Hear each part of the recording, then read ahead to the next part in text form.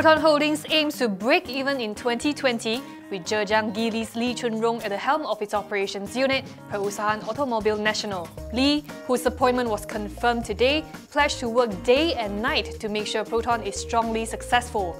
He says there will be no new product launches for the next 14 months. Instead, the car maker will focus on improving customer satisfaction.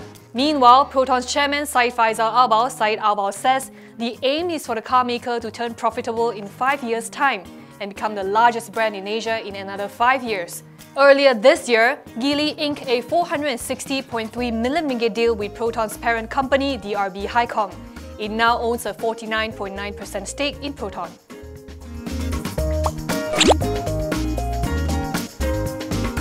PNB saw net income climb 8.8% to 10 billion ringgit for the 8 months ended August 31st.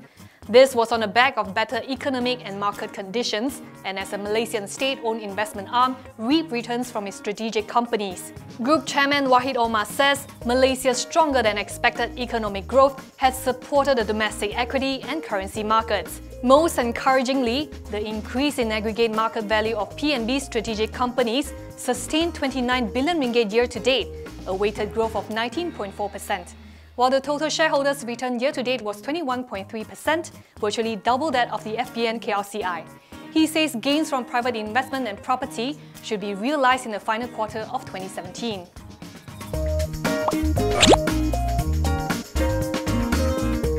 Putrajaya has no plans to raise taxes under Budget 2018 as Malaysians grapple with a higher cost of living. Second Finance Minister Johari Abdul Ghani acknowledges that people are facing a lot of pressure and says that PM Najib Razak will be looking at measures to alleviate their burden. He did say, however, that the government still has to look at its revenue as well. Currently, Malaysia's fundamentals are still strong, with improving exports, trade value, GDP growth, and stabilizing crude oil prices. According to Johari, every time crude oil prices go up by $1 a barrel, the government's revenue will increase by about 300 million ringgit. Last year, the average price of Brent crude was $54 per barrel. This year, it has improved to 57. Star Media Group is said to be looking to trim its staff headcount by as much as 200. Nikkei Asian Review, which cited an internal memo, says the group plans to implement a mutual separation scheme and early retirement option amid challenges in terms of profitability. The memo signed by CEO Wong Chun-wai said, while we continue to strive to maintain pole position in the industry, more needs to be done to rationalize our business pillars, one of which is in the area of manpower.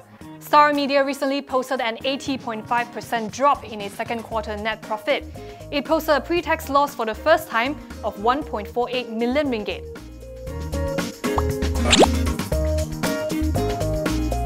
The Securities Commission has won an insider trading case against a former independent director of Magnum Corporation.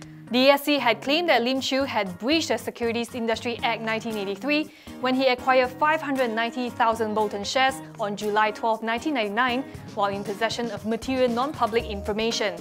The Commission says in its decision, the KL High Court agreed that Lim Chew did in fact possess information relating to Bolton's proposed acquisition of a 30.3% stake in Magnum from Multipurpose when he made the purchase.